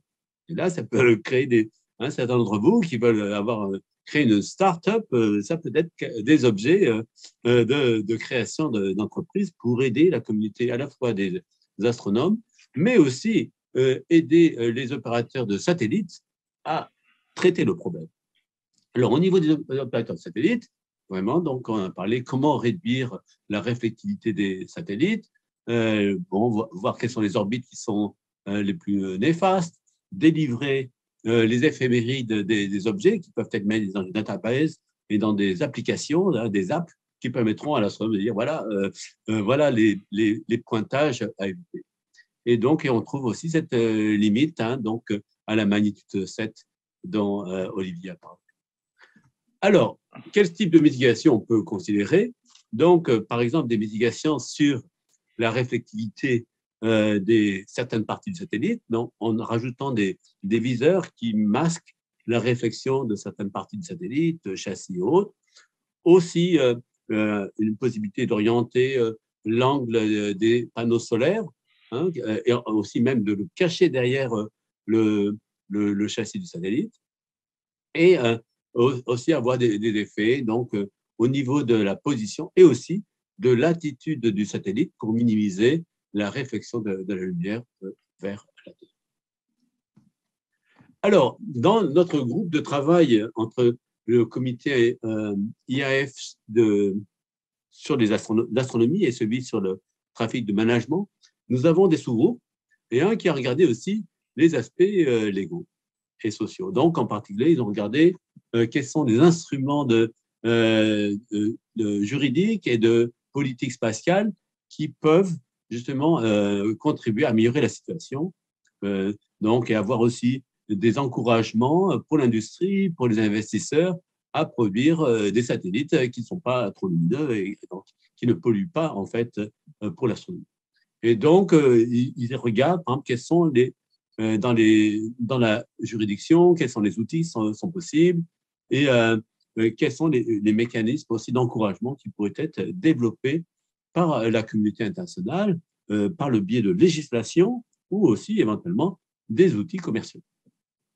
Ensuite, il y a aussi une possibilité d'avoir des outils au moment de donner la licence de lancement pour les satellites, d'avoir aussi mention sur quelle sera la luminosité et donc quel est l'impact sur les autres membres de la communauté, qui inclut aussi la communauté astronomique. Et donc, ceci, de toute façon, est quelque chose qui est demandé à présent dans le cadre général, hein, donc des effets d'interférence en radio, mais aussi des effets de limitation de la population de débris. Il va falloir demander donc des garanties aux lanceurs de satellites pour qu'ils puissent avoir leur licence. On pourrait ajouter certains de ces critères. Et donc, pour ça, il faut prioriser et puis voir à quel niveau. Bon, il y a une législation au niveau des agences nationales, hein, puisqu'en fait, c'est le pays de lancement hein, qui a autorité sur ce qui est lancé depuis son sol. Et ceci, d'ailleurs, a conduit, par exemple, dans le cas de la France, à imposer que tout satellite lancé depuis la France doit prévoir une fin de vie hein, durable. Et donc, ceci pourrait être étendu aussi à d'autres pays qui lancent des satellites et qui pourrait inclure aussi d'autres restrictions tenant compte, par exemple, des effets néfastes sur l'astronomie. Alors, ceci rejoint aussi une autre bataille, même plus large, celle de l'Union astronomique internationale, qui veut préserver l'héritage du ciel nocturne. Et là, ce n'est pas seulement pour les astronomes, c'est vraiment pour chacun d'entre nous. Et là, bon, c'est une bataille où nous avons presque perdu, on pourrait dire, puisque enfin, dans nos villes ou même dans nos pays, il est très difficile d'avoir accès au ciel nocturne, d'avoir accès à la Voie lactée. Et il va falloir trouver des solutions qui pourraient d'ailleurs être des solutions gagnant-gagnant, où on fait des économies sur l'illumination des rues, aussi sur le temps où on fait fonctionner toute cette lumière inutile dans les rues, et permettrait aussi d'observer le ciel pour les citoyens. Donc ça, c'est quelque chose qu'il faudra continuer avec la communauté, mais il y a au niveau local, il y a des communautés, des villes qui ont une politique, par exemple, d'extinction des feux, on peut dire, qui permet à chacun de profiter du ciel nocturne. Alors, d'autre part, il y a tout un aspect éducation, communication à propos de ceci. Donc, évidemment, SpaceX, tout le monde connaît, donc il y a un intérêt du public pour SpaceX, et donc ça peut être aussi une occasion de parler d'astronomie à cette occasion, sans donc aussi essayer de développer donc des actions au niveau local et au niveau international pour faire de la haute chaise sur l'observation du ciel. Alors, au niveau des remèdes, donc il y a des remèdes sur les opérateurs de satellites, dans des surfaces plus sombres, des protections, éviter aussi des géométries où on a une réflexion spéculaire, donc miroirs, qui créent des transits pas. Vous vous rappelez de ces flashs iridium et autre chose. On peut aussi faire des travaux de laboratoire pour simuler voilà, comment varie la réflectance en fonction de l'angle, et puis aussi promouvoir chez les opérateurs constructeurs de satellites le meilleur effort au niveau du contrôle d'attitude des satellites pour avoir des géométries où on n'a pas de forte réflexion en direction des observatoires. Et aussi, donc, avoir aussi une attitude où les satellites pourraient, sur des satellites, sur des observatoires, par exemple, le Vera Rubin Observatory, on sait où il se place, on pourrait avoir certaines activités spéciales pour certains satellites qui évitent de réfléchir une grande partie de la lumière vers ces observatoires qui sont plus sensibles à ces effets. Et puis donc, comme l'indiquait Olivier, donc au niveau du logiciel de post-analyse, au niveau de la simulation des effets, au niveau aussi sur des éphémérides des constellations, et aussi donc cette nouvelle solution qui est plus analytique et qui, je pense, qui est un très bel outil pour dégrossir la situation et pour le planning, et essayer aussi de limiter tout ce qui est nuisance au pointage, avec un planning d'observation un peu dynamique. Donc, après, nous avons aussi un groupe de travail qui regarde donc l'aspect industriel. Attention, donc, ah oui. Donc, et voilà, quelles sont les mesures que l'on peut faire sur le design de satellites. Donc, aussi en montrant qu'il il peut y avoir un impact négatif sur l'investissement en capital, sur nos infrastructures d'observation, télescopes et instruments, et au niveau des gouvernements. Donc, il est important aussi de protéger leur investissement dans ce capital de matériel scientifique. Et donc là, trouver un moyen d'avoir ces intérêts qui sont bien représentés et dans les discussions aussi avec les constructeurs de satellites. Et donc, nous avons regardé aussi la possibilité de dire, voilà, l'espace n'est pas simplement pour faire des applications et de l'argent. L'espace est né d'ailleurs à partir du développement en sciences fondamentales et en astronomie. Et donc, il est important, en termes de responsabilité sociale, de respecter aussi ces disciplines qui ont en fait créé l'essor de l'espace. Et donc, trouver un mécanisme où chacun se sent voilà, responsable et on peut donc compter en fait voilà, les effets des actions et aussi des effets de chacun satellite.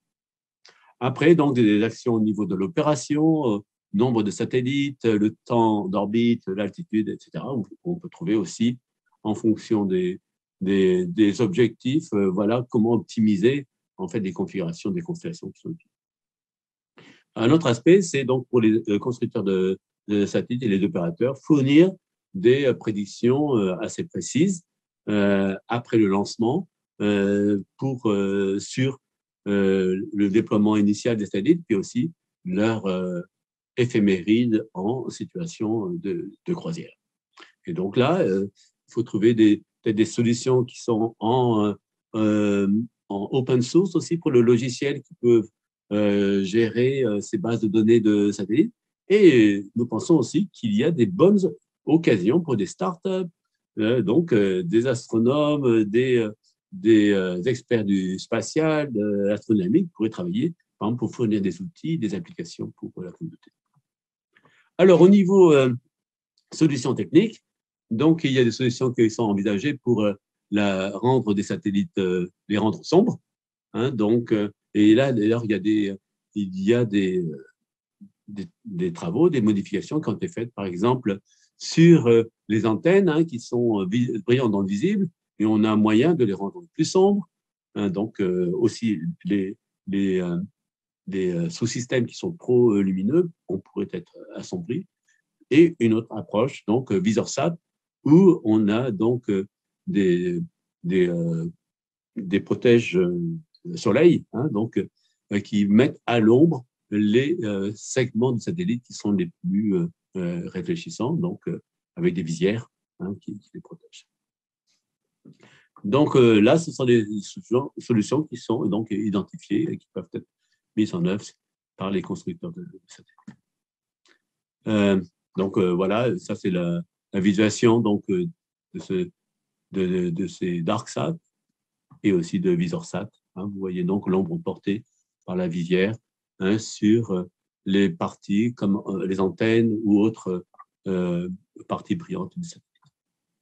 Alors, il y a aussi des choses au niveau opérationnel, où en orientant de façon astucieuse le satellite, on peut éviter donc une réflexion directe. On peut même mettre les parties lumineuses, en fait, les cacher par le satellite lui-même. Alors, il y a d'autres recommandations en général. Alors, au niveau des actions astronomiques, donc à parler bien Olivier, mais aussi utiliser ce problème, en fait, comme un moyen d'avoir aussi des produits positifs et donc utiliser des matériels éducatifs et des cours pour montrer, voilà, dans cette époque où il y a des constellations de satellites, comment prédire le passage. Donc, pour ça, on peut se familiariser à ces outils donc, pour repérer des satellites anciennes. Ça peut être et aussi trouver des stratégies d'observation, de planning des observations et aussi comprendre voilà, le problème d'interférence à la fois optique et radio. Et aussi utiliser ce problème comme une occasion pour développer des approches internationales coordonnées entre divers pays, entre diverses communautés. Donc aussi, ça peut être un outil pour développer de la coopération entre les acteurs astronomiques et les acteurs spatiaux. Alors, au niveau des astronomes aussi, nous avions entendu certains collègues qui avaient fait des simulations de ce qu'on attend de la luminosité d'un satellite en fonction donc, de sa géométrie de passage au-dessus de l'observatoire. Et ils ont comparé leurs outils de simulation aux observations et ils arrivent assez bien à prédire ce qu'on attend en termes de passage des satellites et aussi de leur luminosité. Donc, ils ont quand même de bons outils de prédiction de ces effets de satellites. Et ce sont des outils qui peuvent être aussi incorporés justement pour bien quantifier les effets astronomiques de ces satellites.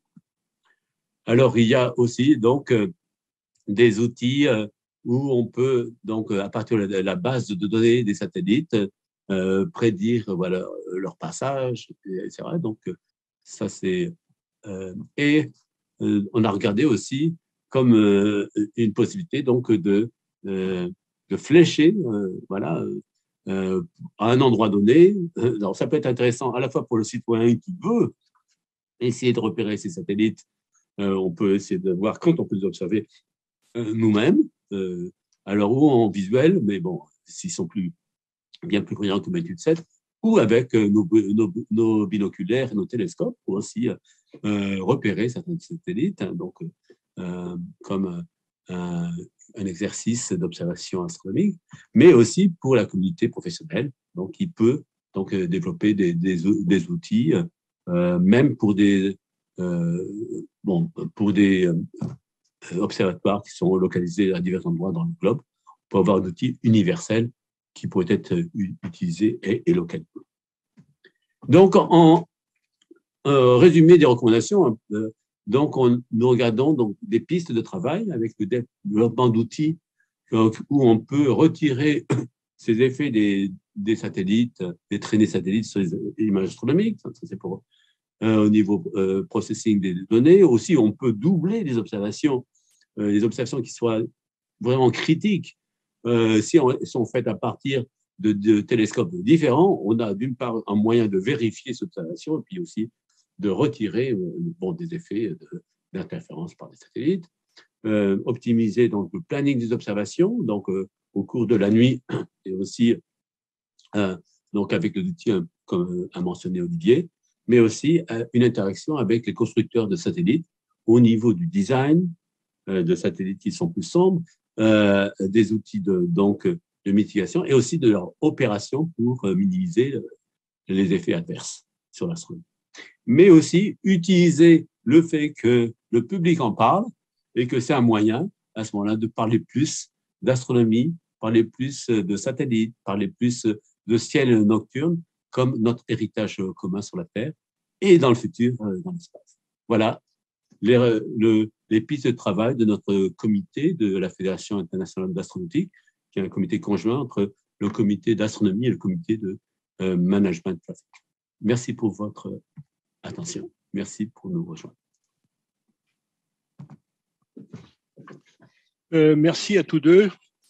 Ce fut brillant et parfaitement, je dirais, complémentaire. C'était une très bonne osmose de vos deux savoirs que vous partagez. Merci beaucoup. Je pense que Universcience, l'Académie et tous ceux qui nous écoutent tiennent à vous remercier. Des questions, on en a pas mal. Alors, je ne sais pas qui répond, hein, peu importe. Moi, je pose les questions et puis alors, je vais les regrouper un petit peu. Juste, vous avez parlé de… est-ce qu'il y a un effet de la latitude où se trouve le télescope? Est-ce qu'il vaut mieux les faire à l'équateur ou au pôle Nord, les observations? Il y a un petit effet. Et ça, c'est parce que la plupart des constellations sont construites de manière à fournir le meilleur service pour l'Amérique du Nord, l'Europe et les zones les plus peuplées, donc Amérique du Nord, Europe, Japon, Asie, etc. Donc la densité de satellites est particulièrement élevée aux alentours de 50 degrés de latitude. Cela dit, leur but est d'obtenir une couverture globale, donc il y en a partout. Donc, il n'y a pas de latitude protégée. Okay. Vous faites, très intéressant, là, vous proposez des recommandations aux constructeurs de satellites pour faire, je dirais, qu'ils soient le plus négligeable pour vous. Mais une fois que, bon, vous avez parlé également que c'était… vous le recommandiez pour que la licence soit donnée, mais qui donne la licence? Et après, si ce n'est pas respecté en vol, est-ce que vous avez des moyens de rouspéter, si je puis dire? Alors, de mon côté, l'intérêt de la Fédération internationale d'astronautique, c'est qu'en fait, dans les 25 comités techniques, il y a un grand nombre de comités industriels. Et donc, nous sommes en contact direct avec les industriels qui construisent les satellites, qui les opèrent, qui les managent, qui trouvent leurs clients. Et donc, nous essayons d'avoir une discussion directe avec eux pour, d'une part, qu'ils connaissent les problèmes aussi. Comme l'a montré Olivier, on peut leur trouver des éléments de solution, donc leur trouver des solutions qu'ils vont mettre en œuvre, et donc ils vont devenir les héros de la solution qui était trouvée au problème qu'ils créent. Alors ça, c'est la piste donc, où on travaille en partenariat avec les divers acteurs du spatial. Et puis, il y a aussi une autre piste où on regarde sur le plan de la législation. Donc, on peut parler, par exemple, au niveau des Nations Unies, donc UN-COPIOS, hein, on peut faire des recommandations. Aussi, on peut conseiller les agences nationales aussi de faire pression donc, sur certains de ces aspects pour que chacun vive, que les constructeurs de satellites soient de bons citoyens du monde. Vous avez dit que la responsabilité du lancement est associée au pays lanceur, là. Oui. Mais la fabrication des satellites n'est pas forcément, je dirais, du même pays. Eh oui, en effet. Et alors, qui est responsable de quoi réellement?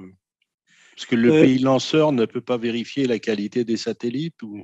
Le pays lanceur est responsable du satellite, donc il doit quand même avoir une certaine discussion avec donc, la compagnie et le pays qui construit le satellite vis-à-vis des objectifs du satellite. Bon, d'abord, est-ce que ce sont des objectifs pacifiques ou est-ce que ce sont des objectifs militaires? Ça, le pays lanceur doit être au courant, mais aussi donc, certains de ces aspects secondaires. Mais donc, en particulier, l'aspect de gestion du satellite en fin de vie, ça, c'est une responsabilité directe de l'autorité de lancement. Est-ce que tous les pays, je dirais, jouent le même jeu? Alors, actuellement, les constellations sont plutôt, on va dire, américaines ou européennes. Mm-hmm. Est-ce que la Chine, la Russie, je dirais, jouent le même jeu? Comment ça se passe? C'est bien homogène? Alors, au niveau de cette législation, justement, sur ces problèmes de management de trafic et de limitation des débris spatiaux, pour l'instant, il n'y a vraiment que la France, comme pays de lancement de Guyane, qui a imposé ceci dans sa législation. Dans les autres pays, ce n'est pas encore obligatoire, mais nous espérons que ça va essayer de le devenir au niveau de donc de la conscience justement des risques au niveau du management de trafic.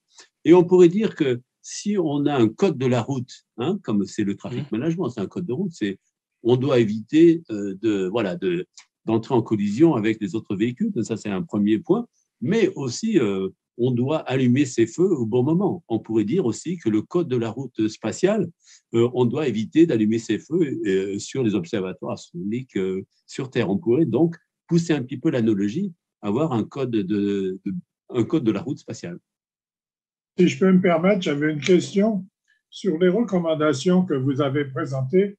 On voit beaucoup de recommandations pour réduire la magnitude des satellites de manière à éviter leur perturbation optique. J'ai moins vu des recommandations pour l'aspect radioélectrique.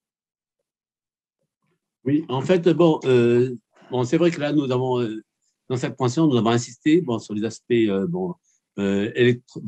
les extraits optiques et infrarouges, mais donc les aspects électromagnétiques radio aussi sont aussi très importants. Et là, nous avons aussi un autre groupe de travail qui regarde à ces effets d'interférence, qui d'ailleurs aussi affecte le bon fonctionnement d'autres satellites autour de la Terre. Il y a aussi des interférences qui peuvent être, et donc le comité d'astronomie spatiale, nous sommes en très bons termes avec les observatoires au sol, mais on dit, voilà, ils ont leurs problèmes, ils doivent régler ce problème d'astronomie au sol, mais aussi nous regardons quelles sont les conséquences sur les satellites et l'astronomie qui sera faite depuis l'espace. Et là, les effets d'interférence radio sont aussi très importants. Bernard, peut-être aussi juste un mot sur le fait que la situation en radio est complètement différente, parce que le spectre radio est protégé par une série de traités internationaux au sol et dans l'espace. Et donc, il existe une législation qui est en place, qui marche raisonnablement bien et dont la plupart des pays sont signataires. Donc, les radioastronomes et les gens qui travaillent dans l'industrie radio au sens large, y compris les satellites, ont l'habitude de travailler ensemble depuis longtemps. Alors que dans le cas du visible, c'est complètement nouveau, il n'y a pas de législation et donc on est en train de développer un domaine qui a été développé en radio probablement il y a une trentaine ou une quarantaine d'années. Oui, tout à fait vrai. Et d'ailleurs, en radio, il y a aussi un aspect, c'est que le ciel est très pollué par toutes les émissions des satellites radio pour toutes nos activités. Et donc, même nous regardons des sites où nous pourrions nous affranchir de cette pollution radio. Et pour cela, par exemple, nous avons identifié des sites sur la face cachée de la Lune, qui est l'endroit le plus propre radio, si on veut, par exemple, observer les âges obscurs de l'univers. On peut regarder les premières galaxies, chercher aussi des exo-Jupiter ou chercher même des signaux d'intelligence extraterrestre. Eh bien, on essaie de pousser maintenant une législation pour protéger en fait la face cachée de la Lune des interférences qui pourraient être apportées. Mais tu as tout à fait raison, Olivier, oui. C'est vrai, les radioastronomes bénéficient d'une législation sur l'attribution des fréquences, des canaux, des modes d'opération. Et donc, c'est bien d'utiliser cet exemple aussi pour développer la même chose sur ces interférences optiques et infrarouges. Est-ce que le radio-observatoire de Nancy, par exemple, peut être affecté par la multiplication des satellites où la protection des fréquences, justement, est une garantie?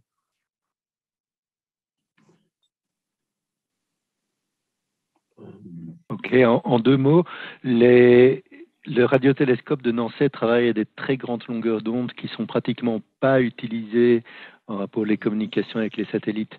Donc ce n'est pas le radiotélescope qui souffre le plus. Cela dit, il y a des problèmes comme je disais, il y a des problèmes d'émetteurs qui bavent en dehors de leur fréquence et on observe toujours de nouvelles fréquences, de nouveaux détecteurs. Cela dit, je connais pas bien le radiotélescope de Nanset, donc je sais pas très bien quel est son avenir. Je connais beaucoup mieux, par exemple, le radiotélescope ALMA, qui est le plus grand du monde, auquel la France participe aussi via l'ESO. Et là, on a une des bandes de fréquence de ALMA correspond à une des bandes de fréquence de transmission de SpaceX. Donc c'est un cas typique où on négocie, mais les négociations se passent plutôt bien et les gens de SpaceX sont prêts à essayer de trouver des solutions. En fait, en fonction de ce que vous dites, c'est que la négociation, je dirais, est assez aisée parce qu'ils ne veulent pas non plus, je dirais, tuer leur constellation. Donc, c'est d'avoir, je dirais, un bon compromis entre eux développer des constellations et vous, je dirais, voir le ciel. Oui, attention, ils ne font rien d'illégal. Donc, il n'est pas question de tuer leur constellation. Oui. Ils ont toutes les autorisations, ils ont tous les permis. Donc, c'est dans le cas de SpaceX, il faut dire ce qui est, c'est de la bonne volonté. Alors, c'est de la bonne volonté peut-être avec une idée commerciale derrière la tête, mais rien ne les oblige à faire les modifications ni d'opération, ni des satellites qu'ils ont faites.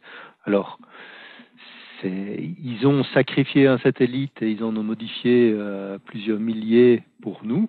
Alors, ça se compte en millions. Vous allez dire que quelques millions sur un budget de quelques milliards, c'est pas beaucoup, mais rien ne les oblige à le faire. Donc, pour le moment, la relation avec SpaceX est bonne. Je veux dire, il y a vraiment une bonne collaboration. La relation avec d'autres opérateurs comme OneWeb, ça démarre. OneWeb a eu une période un peu difficile puisqu'ils ont eu des banqueroutes, ils sont tombés en faillite, ils sont ressuscités. Je dirais le risque ou les gros points d'interrogation, c'est plutôt pour ceux qui vont venir à l'avenir. Par exemple, Samsung en Corée, on se dit que ça devrait bien se passer. Les opérateurs chinois, on n'a aucune idée. Les opérateurs russes, on n'a aucune idée. Et puis, il y en a d'autres, on a encore moins d'idées. Je veux dire, la collaboration avec les Russes au niveau spatial, en général, se passe bien. Mais on ne sait vraiment pas du tout. Donc, c'est pour ça que les négociations qui ont lieu pour le moment au niveau des Nations Unies et du comité COPUOS sont importantes parce que ça va permettre d'établir des règles pour l'avenir. Pour le moment, on travaille beaucoup par consensus et par discussion avec SpaceX et les suivants, mais pour l'avenir, ce serait bien qu'on ait des règles un peu proches de celles qui existent en radio ou qui existent, il y a les traités spatiaux. Donc ce genre de choses pourrait être étendu pour l'astronomie visible. On espère. Ça va prendre du temps. D'accord. Bon, je vais regrouper plusieurs questions en même temps, si vous me permettez. Alors pour vous, ça va être difficile, mais je vais revenir sur Terre. Et en fait, il y a quelques questions vis-à-vis des outils que vous utilisez pour prévoir effectivement donc le passage. Là, vous avez montré que vous aviez un code là, qui est très compliqué, trop lourd. Bon, vous en avez fait un autre plus simple, plus global, puis qui dans le fond donne déjà des résultats significatifs pour vous. Donc les questions, c'est que ces codes, une fois qu'ils sont faits, est-ce qu'il faut les mettre à jour régulièrement ou par exemple s'il y a une nouvelle constellation, il faut repartir à zéro ou bien reprendre les données? Et il y avait une autre question qui était également au niveau de est-ce qu'on peut les obtenir en open source? Ça peut être donc un peu l'état d'avancement de ces codes. Alors, j'ai une question qui est encore beaucoup plus précise, qui correspond à la dernière ou avant-dernière planche de Olivier Hainaut, où il y a des traces de gris. Et on demande, est-ce que vous pourriez préciser un peu ce que c'est que ce gris? C'est dans les 2-3 dernières planches, je n'ai pas eu le temps de noter. Alors, on va y aller. Quels sont les codes qu'on utilise? Alors, des codes pour calculer des positions de satellites, il y en a des tas. il y en a plein qui sont en open source, il y en a plein qui sont disponibles sur le web. Le problème, c'est qu'ils sont extrêmement précis et extrêmement puissants et donc extrêmement lents. Pour les simulations que j'ai faites, il faut que je calcule la position de 100 000 satellites vus depuis plusieurs observatoires et en gros toutes les 5 minutes sur un an. Donc faire ça proprement, ça implique d'avoir un super ordinateur. Donc ce qu'on fait, on fait des simplifications. Par exemple, une simplification qui est toute bête, c'est que je travaille avec une Terre sphérique et des orbites circulaires. Alors, pour trouver exactement où est le satellite, ça ne va pas marcher, mais pour faire des simulations statistiques, c'est amplement suffisant et on gagne un facteur 1000. Avec les solutions analytiques, c'est encore mieux parce qu'on a trouvé une équation qui représente la densité de satellites de manière rigoureuse et c'est juste solutionner une intégrale. Donc ça veut dire qu'au niveau numérique, c'est extrêmement léger. Et donc les simulations qui au début prenaient quelques heures sur un ordinateur un peu puissant, maintenant je les fais tourner sur mon laptop et ça prend quelques secondes. Alors, est-ce que ces codes sont disponibles? On a publié un article récemment et en compagnon de cet article, on a le code qui est disponible sur GitHub, donc c'est en open source, pour un des codes et un autre code, parce qu'on a fait le code en double de manière à le certifier, le vérifier. L'autre code est disponible comme un outil web sur ma page web. Alors, messieurs de l'Académie des sciences, peut-être vous pouvez mettre le lien dans les commentaires. Et sinon, je regarde si j'ai un lien. Donnez-moi quelques secondes, je vais faire une diapositive. D'accord. Entre-temps, bien sûr, avant que vous calculiez le passage de 100 000 satellites, vous savez qu'il y a aussi des outils qui sont disponibles. Hein. Si vous avez un satellite familier, par exemple la station spatiale ou la station chinoise, il y a un certain nombre d'outils, des applications où vous pouvez prédire quand ils vont passer au-dessus de chez vous. Donc ça, c'est aussi un bon moyen de vous familiariser et aussi c'est un bon outil aussi d'éducation, de familiariser le public et les familles à essayer de guetter quelques gros satellites qui passent dans le ciel. Absolument. Je dirais même que ce sera beaucoup plus intéressant que mes programmes, qui sont vraiment des programmes destinés à faire des simulations. C'est extrêmement précis. Donc, si c'est pas pour quelqu'un qui travaille pour un observatoire, voilà. Je dirais qu'ils n'ont absolument aucun intérêt pour le commun des mortels. D'accord. Donc, c'est quoi le meilleur? heavensabove.com, qui est vraiment un très, très, très bon site. Alors, quelqu'un avait posé une question concernant les zones grises. Je peux reprendre le contrôle de l'écran une seconde? Oui. Ok. Allez-y. Ça n'a pas marché. Tac. Tac. Voilà. Ok. Alors, donc, on parle de ce graphique-ci, c'est un calendrier. Donc, de mois en mois, le temps s'écoule vers le haut et d'heure en heure, le temps s'écoule vers la droite. Donc, minuit est toujours au milieu du graphique. Donc, ce qu'on voit, c'est les zones bleues tout d'abord, c'est quand le soleil est levé. Donc, si c'est bleu, le soleil est levé. Si c'est coloré, le soleil est couché. Et donc, vous voyez que les nuits sont beaucoup plus courtes en janvier et les nuits sont beaucoup plus longues en juin. Donc, on est dans l'hémisphère sud. C'est le Vera Rubin Observatory. Ensuite, pour un objet donné, cet objet peut être au-dessus de l'horizon ou pas. Et ici, en l'occurrence, cet objet n'est pas observable. Il est à une élévation en dessous de 20 degrés quand il est dans la zone grise.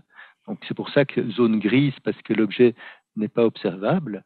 Et puis, il se lève 20 degrés d'élévation, 30, 40 degrés, 50 degrés d'élévation. Ici, il culmine, donc c'est le meilleur moment pour observer, suivant cette ligne ici.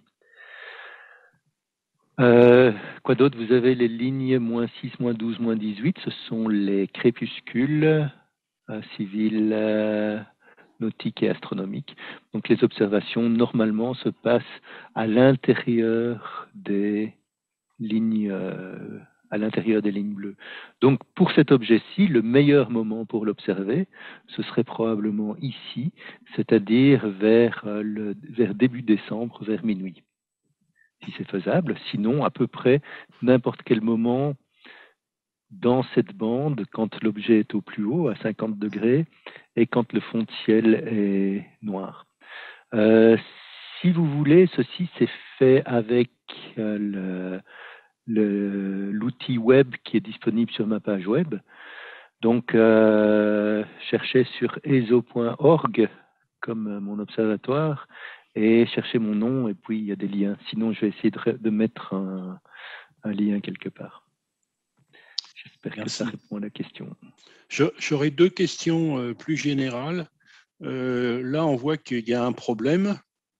Mais on a l'impression, enfin c'est l'impression qui est donnée, c'est que vous arrivez à le maîtriser au mieux. Enfin, comment vous voyez l'avenir si les constellations, je dirais, se multiplient par, je ne vais pas dire le chiffre. Oh ben c'est facile. Donc là, les simulations que j'ai faites, c'est pour de l'ordre de 100 000. Suivant les graphiques, c'est 100 000 ou 60 000, mais disons c'est cet ordre de grandeur-là. Et ça, on estime que c'est quelque chose qui est réalisable dans les 10 ans.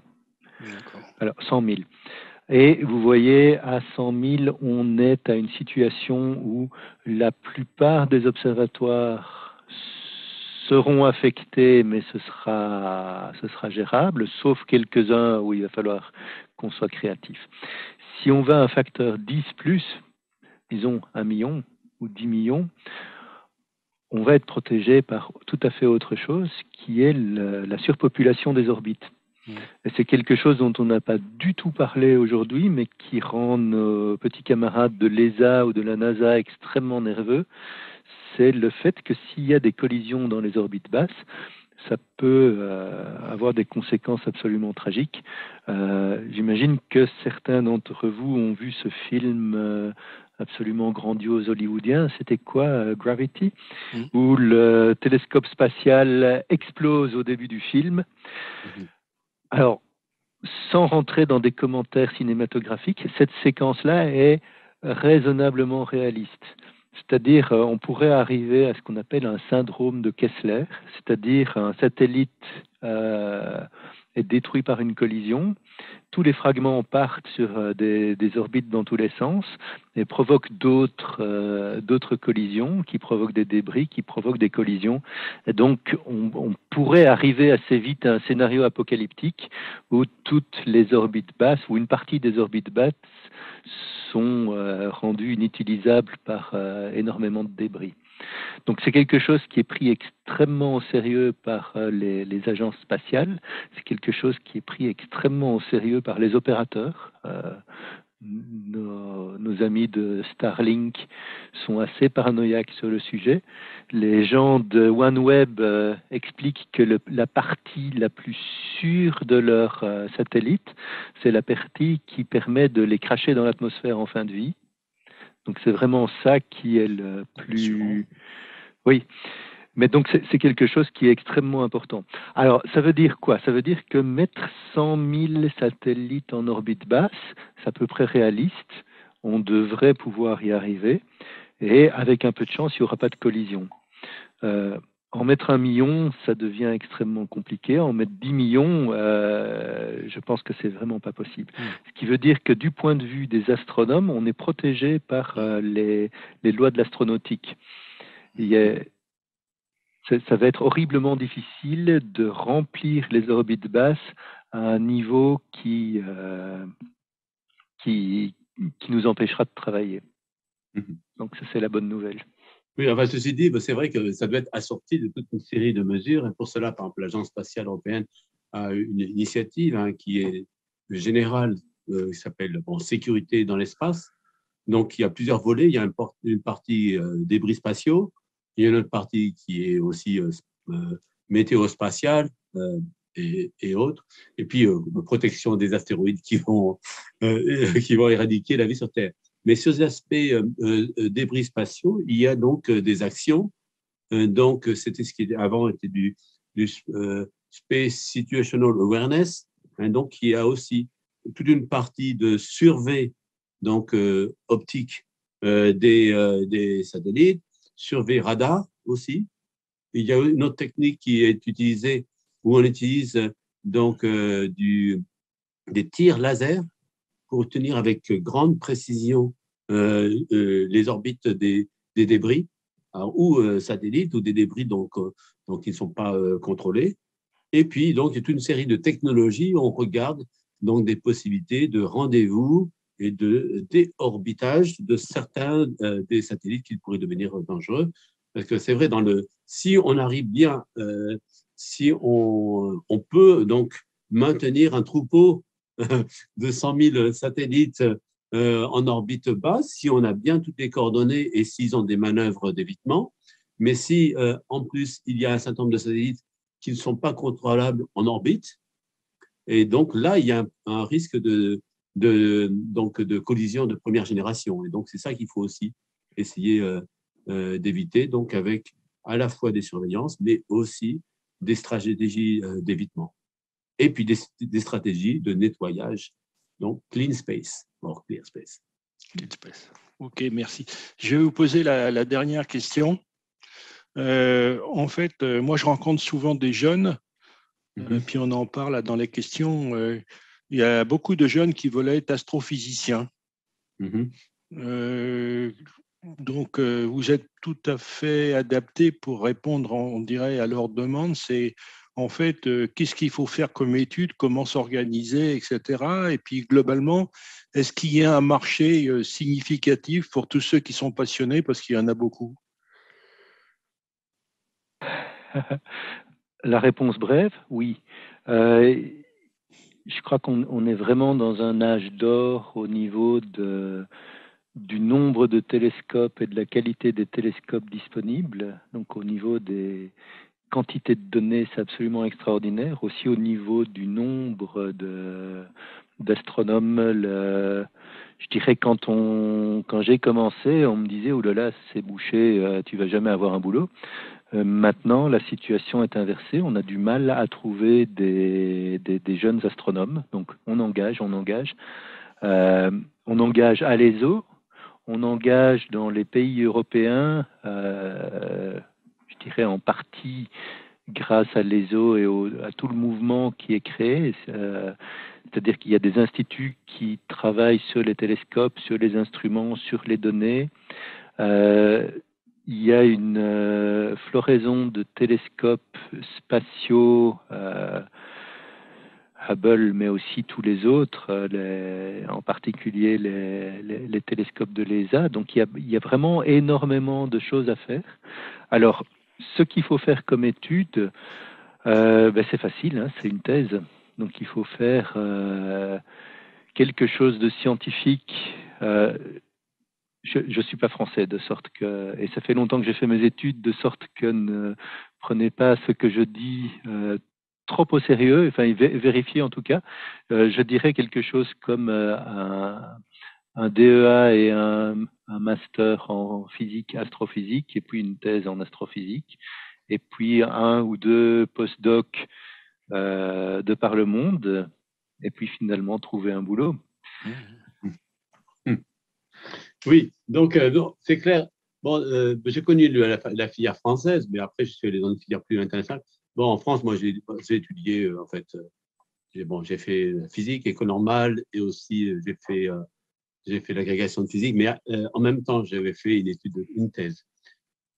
Alors, ce qu'il faut dire aussi, c'est que en France, les possibilités de débouchés permanents pour un astronome qui a fait une thèse, c'est assez long. Donc, ça peut être quand même, ça demande beaucoup de courage et de résistance, mais de motivation.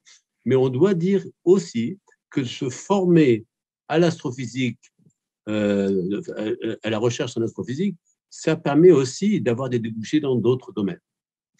Donc, par exemple, analyse de données, instrumentation, et ce sont des domaines qui sont très prisés par l'industrie. Après, il y a, c'est vrai, l'industrie spatiale hein, qui développe des instruments pour astrophysique ou pour observation de la Terre, et là, ils recherchent des talents. Et donc, je connais un bon nombre de personnes qui ont étudié l'astrophysique, mais qui, par exemple, travaillent maintenant pour des entreprises sur l'observation de la Terre ou sur l'analyse de données. Donc, voilà, on peut trouver beaucoup de débouchés à des études. Donc, dans ce cas, c'est une formation par la recherche à des emplois beaucoup plus larges. Mais c'est vrai qu'il y a aussi des possibilités maintenant avec bon, il y a une vague de personnes qui partent à la retraite hein, sur nos observatoires aussi, donc il faut recruter des jeunes. Donc, si vous êtes bien motivé, il y a une possibilité, donc une thèse pour cela, pour être astrophysicien. Mais sinon, des ingénieurs ou des masters peuvent aussi travailler dans des métiers qui contribuent à ce que l'on fait dans des observatoires. Développer des instruments, participer à des équipes projets, des opérations. Donc, il y a aussi des possibilités d'accueillir donc des profils techniques, ingénieurs ou masters complémentaires aux tâches d'astronomes et d'astrophysiciens. Merci. Peut-être que Jacques, tu as une question complémentaire?